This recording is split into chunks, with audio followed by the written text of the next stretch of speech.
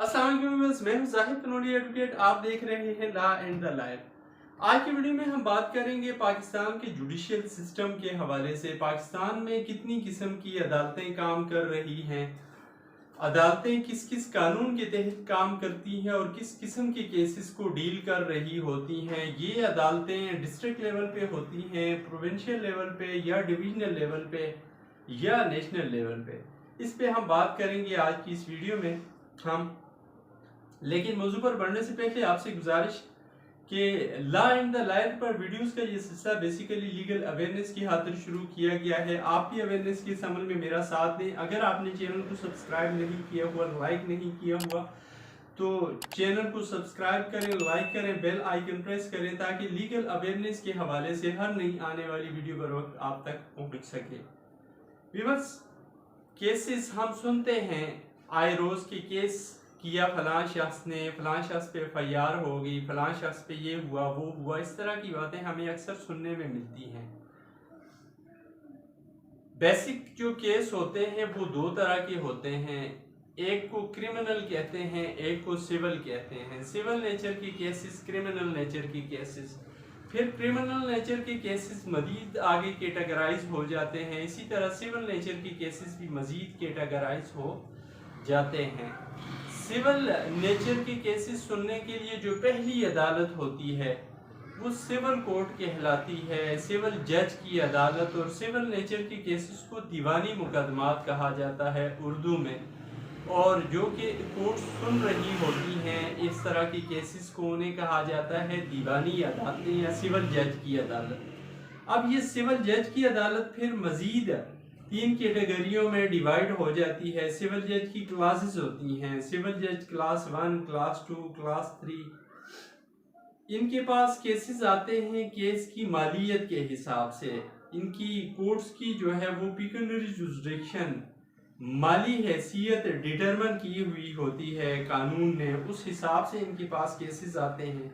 अब दीवानी मुकदमात क्या है? दीवानी मुकदमात ये होते हैं जैसे ज़मीनों के, किसी से आपने कोई परचेज कर ली, कोई प्रॉपर्टी, कोई मकान आपने खरीद किया, वो बंदा वो मकान आपके नाम नहीं करा रहा, एग्रीमेंट के थ्रू आपने लिया है। अब उस मकान के हुसूल के लिए जो आप केस करेंगे, इस केस को कहेंगे सिविल केस, सिविल नेचर का केस।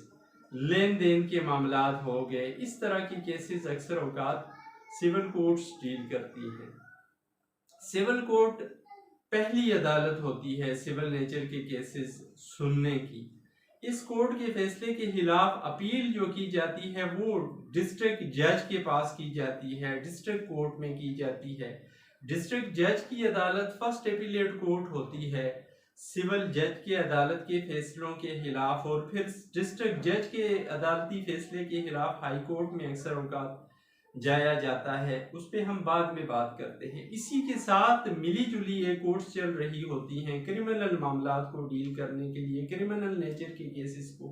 क्रिमिनल नेचर के केसेस या फौजदारी केसेस वो केस हैं जो मार दाड़ पर मुश्तमिल होते हैं, जिनमें सजा का तयन किया गया होता है। जिस तरह लड़ाई झगड़ों के केस, चोरी के केस, कत्ल के केस, ये केसेस क्रिमिनल केसेस कहलाते हैं। इनकी जो बुनियादी कोर्ट होती है वो मजिस्ट्रेट की कोर्ट होती है, और मजिस्ट्रेट की कोर्ट भी फिर आगे कैटेगराइज की हुई है। Magistrate first class, second class, magistrate class 30, executive magistrate. सजा के हिसाब से, जुर्म को देखते हुए, जुर्म कितना बड़ा है उस हिसाब से फिर इनको केसेस दिए जाते हैं इन कोर्ट्स को ट्रायल के लिए। अब यहाँ पे जो मजिस्ट्रेट्स की कोर्ट्स होती हैं, मजिस्ट्रेट्स की कोर्ट के किसी फैसले के खिलाफ भी अपील जो की जाती है वो सेशन कोर्ट में की जाती है। सेशन कोर्ट भी डिस्ट्रिक्ट जज की ही कोर्ट होती है। यहाँ एक बात बतानी बहुत ज़रूरी है कि सिविल जजेस ही अक्सर औकात मजिस्ट्रेट का रोल भी प्ले कर रहे होते हैं। खासतौर पे छोटे स्टेशन जहाँ पे 1-2 जज बैठे होते हैं, वहाँ पे वो सिविल जज के तौर पर भी काम कर रहे होते हैं और मजिस्ट्रेट के तौर पर भी काम कर रहे होते हैं। इसी तरह डिस्ट्रिक्ट जज जो है वो सेशन जज के तौर पर भी काम कर रहा होता है। सिर्फ क्रिमिनल केसेस को डील करने के लिए उसे सेशन जज का नाम दिया जाता है, और सिविल केसेस को डील करने के लिए उसे डिस्ट्रिक्ट जज। अब डिस्ट्रिक्ट जज पे केसेस का ज्यादा होता है बार। इसी वजह से फिर एडिशनल डिस्ट्रिक्ट जजेस की कोर्ट्स भी कायम की गई हुई हैं, जो फिर डिस्ट्रिक्ट जज की पावर्स यूज़ करती हैं अपील के मामलात में, रिवीजन के मामलात में, इन केसेस को देखने के लिए। और इसी तरह ASJ एडिशनल सेशन जजेस होते हैं, वो डील करते हैं अपीलों को सेशन जज की पावर्स यूज़ करते हुए।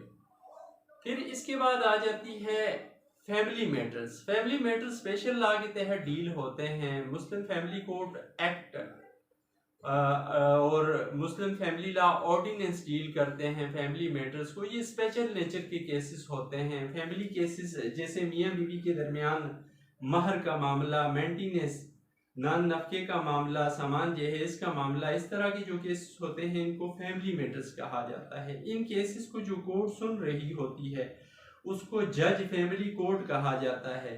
अक्सर औकात सिविल जज ही एट अ टाइम फैमिली जज भी होता है, सिविल जज भी होता है और मजिस्ट्रेट भी होता है। लेकिन जहाँ पे बर्डन ऑफ वर्क हो, काम ज़्यादा हो, काम की लोड की वजह से फिर ये पावर्स डिवाइड कर दी जाती हैं। फैमिली जज को फैमिली जज के केसेस दिए जाते हैं, फैमिली मैटर्स दिए जाते हैं, ताकि वो आसानी से केसेस का फैसला कर सकें और केसेस का ट्रायल कर सकें। इसी तरह फैमिली मैटर्स में गार्डियन कोर्ट्स होती हैं। गार्डियनशिप के हवाले से, बच्चों की कस्टडी के हवाले से मामलात को डील करने के लिए उन्हें गार्डियन कोर्ट्स कहा जाता है। वो भी फैमिली जज ही होते हैं, फैमिली लॉस ही उन पे अप्लाई करते हैं। बेसिकली ये मामला डील करती हैं फैमिली कोर्ट्स। इस तरह रेंट के जो मामलात होते हैं, किराएदारी के, वो किराएदारी के कानून के तहत डील होते हैं और इनको जो डील कर रहा होता है ऑफिसर, उसको रेंट कंट्रोलर कहा जाता है। रेंट कंट्रोलर के इख्तियारात भी अक्सर सिविल जज को दिए गए होते हैं, या बड़े स्टेशनों पे जहाँ पे रेंट का काम ज़्यादा हो वहाँ पे स्पेसिफिक कोर्ट बनाई जाती है, स्पेशल कोर्ट रेंट कंट्रोलर की, जिसे रेंट कंट्रोलर कहा जाता है। ये भी सिविल जज ही होता है। टाइम टू टाइम सिविल जज रेंट कंट्रोलर का रोल भी प्ले करते हैं। इस तरह कॉन्स्टिट्यूशनल कोर्ट्स होती हैं। कॉन्स्टिट्यूशनल कोर्ट्स वो कोर्ट्स जो कस्टोडियन हैं आइन की, कॉन्स्टिट्यूशन की, जिस तरह हाई कोर्ट्स फंडामेंटल राइट्स जो शहरियों को हासिल हैं आइन के तहत, उन आइन के जो बुनियादी हुकूक आइन ने दिए हुए हैं मुल्क पाकिस्तान की शहरियों को, उन हुकूक के तहफ़्फ़ुज़ के लिए ये कोर्ट्स काम करती हैं। हाई कोर्ट्स पाकिस्तान में हाई कोर्ट KPK की हाई कोर्ट अलग है, पंजाब की अलग है, सिंध में हाई कोर्ट है, बलूचिस्तान में हाई कोर्ट है, इसी तरह इस्लामाबाद की अपनी हाई कोर्ट है। फिर हाई कोर्ट के बाद सुप्रीम कोर्ट ऑफ पाकिस्तान है। सुप्रीम कोर्ट ऑफ पाकिस्तान भी कस्टोडियन है कॉन्स्टिट्यूशन की, कॉन्स्टिट्यूशनल मैटर्स सुनती है। हाई कोर्ट और सुप्रीम कोर्ट को कॉन्स्टिट्यूशनल कोर्ट्स भी कहा जाता है। हाई कोर्ट्स और सुप्रीम कोर्ट जो है वो लोएस्ट जो जुडिशरी होती है उनके फैसलों के खिलाफ अपीलें भी सुनती हैं। जिस तरह सिविल केसेस की अपील डिस्ट्रिक्ट जज के पास, डिस्ट्रिक्ट जज से फिर कोई पार्टी अगर रिवीजन में चली जाती है हाई कोर्ट, तो हाई कोर्ट के फैसले के खिलाफ फिर बाज़-औक़ात जो है अपील में जाना पड़ता है सुप्रीम कोर्ट ऑफ पाकिस्तान। इसी तरह क्रिमिनल मैटर्स में भी अपील सुप्रीम कोर्ट तक जाती है। उसको सुप्रीम कोर्ट जो है वो क्रिमिनल एपीलेट कोर्ट या सिविल एपीलेट कोर्ट के तौर पे सुन रही होती है। लेकिन वैसे ये कॉन्स्टिट्यूशनल कोर्ट्स हैं, गार्डियन ऑफ द कॉन्स्टिट्यूशन हैं, आइन की निगहबान हैं, आइन की बालादस्ती के लिए मुल्क में ये काम कर रही होती है। ये तो हो गई जो स्पेसिफिक कोर्ट्स जिनसे अक्सर औकात लोगों का वास्ता पड़ता है हर मुल्क पाकिस्तान के शहरी के का। इसके अलावा स्पेशल कोर्ट्स और भी होती हैं, जिस तरह नेब की अदालतें जो नेब के कवानीन के तहत बनाई गई हैं, और ये जो पब्लिक फंक्शनरीज होते हैं अगर वो कोई करप्शन करते हैं, बड़े पैमाने पे हुर्द-बुर्द करते हैं, तो इस तरह के मामलात को डील करती हैं नेब की अदालतें, नेब कोर्ट्स इन्हें कहा जाता है। ये डिविजनल लेवल पे अक्सर औकात जो है वो बनाई गई होती हैं, और इनको जो प्रिजाइड कर रहे होते हैं ऑफिसर, वो भी अक्सर डिस्ट्रिक्ट जज लेवल का जज होता है। नेब कोर्ट का जज डिस्ट्रिक्ट जज के बराबर, डिस्ट्रिक्ट जज को ही अक्सर नेब कोर्ट का जज तैनात किया जाता है। इसके अलावा लेबर कोर्ट्स भी जो है वो लेबर्स के मामलात को डील कर रही होती हैं। मजदूरों के हुकूक के तहफ़्फ़ुज़ के लिए लेबर कोर्ट्स बनाई गई हैं, लेबर लॉज के तहत ये काम करती हैं, और इनका जो प्रिजाइडिंग ऑफिसर होता है वो भी डिस्ट्रिक्ट जज लेवल का बंदा होता है। इसी तरह सर्विस एग्रीमेंट्स को देखा जाए तो प्रोविंशियल सतह पर जो सरकारी मुलाजमीन होते हैं उनके हुकूक को देखने के लिए, उनकी सर्विस मैटर्स को देखने के लिए प्रोविंशियल सर्विस ट्रिब्यूनल्स बने हुए हैं जो डील करते हैं सरकारी मुलाजमीन की सर्विस से रिलेटेड केसेस को। और वफाकी सतह पर फिर इसको डील करती है फेडरल सर्विस ट्रिब्यूनल, जो सरकारी मुलाजमीन हैं वफाकी हुकूमत के, उनके सर्विस के मामलात को डील करने के लिए सर्विस लॉज के तहत FST बनाई गई है। फेडरल सर्विस ट्रिब्यूनल जो इस्लामाबाद में है वो डील करती है। इसी तरह कंज्यूमर कोर्ट्स होती हैं, जो चीज़ें हम परचेज करते हैं रोज़मर्रा की, कोई चीज़ खरीदी, आपने मोबाइल ख़रीदा, कोई और इस तरह का प्रोडक्ट आपने खरीदा, कंपनी वालों ने वो आपको ठीक नहीं दिया या जिस शॉप से आप ख़रीदते हैं वो डिफेक्टिव निकल आता है, तो आपके हुकूक के तहफ़्फ़ुज़ के लिए एक अदालत काम कर रही है जिसको कंज्यूमर कोर्ट कहा जाता है, और वो कंज्यूमर लॉज के तहत काम कर रही होती है। यहाँ पे आप उस शख्स के खिलाफ, उस दुकान वाले के खिलाफ, उस कंपनी के खिलाफ केस करके उससे हर्जाना ले सकते हैं आपको डिफेक्टिव चीज़ देने की वजह से। कंज्यूमर कोर्ट का जज भी अक्सर औकात जो है वो डिस्ट्रिक्ट जज ही होता है, या डिस्ट्रिक्ट जज लेवल का जज कंज्यूमर जज के तौर पर या कंज्यूमर कोर्ट के जज के तौर पर काम कर रहा होता है। बैंकिंग कोर्ट, बैंकिंग कोर्ट्स वो कोर्ट्स हैं जो बैंकिंग के मामलात को, बैंक्स जो किसी को देते हैं, कर्ज देते हैं, किसी की कोई प्रॉपर्टी मॉर्टगेज करते हैं, इस तरह के मामलात को देखने के लिए बैंकिंग कोर्ट्स बनाई गई हैं। ये भी स्पेशल कोर्ट्स हैं, बैंकिंग लॉज के तहत ये मामलात अपने कर रही होती हैं और बैंकिंग से रिलेटेड जो होते हैं केसेस उनको डील कर रही होती हैं। इनका जो प्रिजाइडिंग ऑफिसर होता है वो भी डिस्ट्रिक्ट जज लेवल का जज होता है। इसके अलावा कस्टम की अलग से अदालतें हैं जो कस्टम लॉज के तहत काम कर रही होती हैं। फिर उनकी अपीलेट ट्रिब्यूनल भी हैं, वो फिर अपीलें कस्टम जो कोर्ट होती है उसके फैसलों के खिलाफ उनके पास जाई जाती है। इसी तरह जो इंटेलेक्चुअल प्रॉपर्टीज़ के कवानीन हैं उनके तहत भी अदालतें बनाई गई हैं इंटेलेक्चुअल प्रॉपर्टी ट्रिब्यूनल्स के नाम से, और वो इंटेलेक्चुअल प्रॉपर्टी के जो कवानीन हैं उनके तहत हुकूक का तहफ़्फ़ुज़ कर रही होती हैं। जिस तरह बड़ी बड़ी कंपनियां हैं उन्होंने अपना ट्रेडमार्क रजिस्टर किया हुआ होता है, उन्होंने अपने कॉपीराइट्स जो हैं वो राइट्स प्रोटेक्ट किए होते हैं कि कोई उनकी इन्फ्रिंजमेंट ना करे।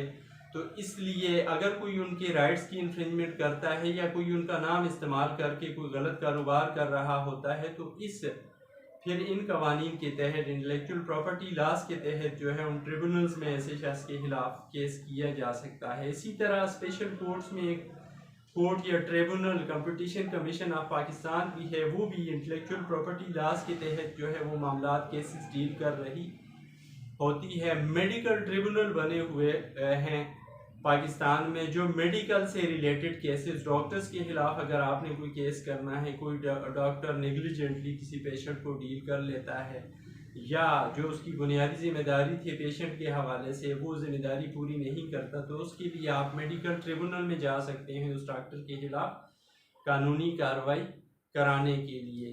ये थी वो अदालतें जो पाकिस्तान में काम कर रही हैं। इसके अलावा और भी अदालतें हैं जो स्पेशल लॉज जितने भी हैं, हर स्पेशल लॉ के तहत कोई ना कोई अदालत काम कर रही होती है, लेकिन बड़ी बड़ी अदालतें जो पाकिस्तान के जुडिशियल सिस्टम में काम कर रही हैं वो मैंने आपसे शेयर की। उम्मीद है आज की वीडियो आपको पसंद आएगी।